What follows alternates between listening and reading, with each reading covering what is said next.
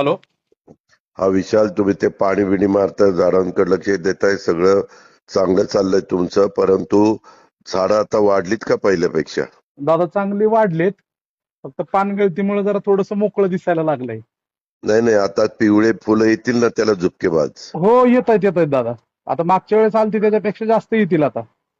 आणि खालच्या बाजूला मोहगोणी आहे, त्याच्यातली एक दोन तुटली होती, ती सगळी ब- लागली का? बदललीत दादा, ती बदललीत. फक्त काय झालंय दादा, तिथं त्या हाईटची आपल्याला झाडं मिळाली नाहीत. उरुळी कांचनला बी जाऊन आलो मी, ज्यांच्याकडून आपण पूर्वी मागवली होती त्यांच्याकडं, पण ते काही भेटलीच नाहीये त्यांच्याकडे पण तेवढ्या हाईटची.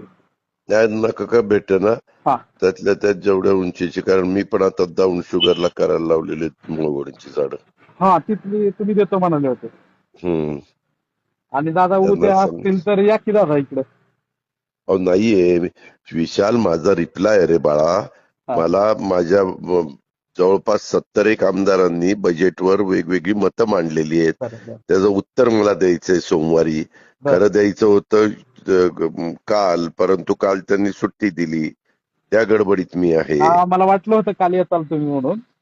नाही, मग मी इकडंच अडकलोय. आपलं कोणी असेल तर दादा येतील बारामतीत शिवजयंतीला, घरातलं नाही, दादा. मला नाही सांगता येत, कारण सुनेत्रा त्या मेक्सिकोच्या ट्रिपला ते डेलिगेशन गेलंय त्यांचं, खासदारांचं. बरं बरं बरं, चालेल की दादा, नाही काय अडचण. ठीक. ओके दादा, थँक्यू दादा. बाकीचं ते तिकडचं ते वॉच टॉवर वगैरे केलेलं आहे, तिथं लोक नीट मुलं बिलं हे करतायत का वेडावाकडं नाही, करतायत? खेळतायत दादा तिथं. फक्त काय होतंय माहितीये का, संध्याकाळचं आता पोलिसांनी पण राऊंड चालू केलाय. ठीक आहे, ओके. ओके दादा, थँक्यू. हम्म.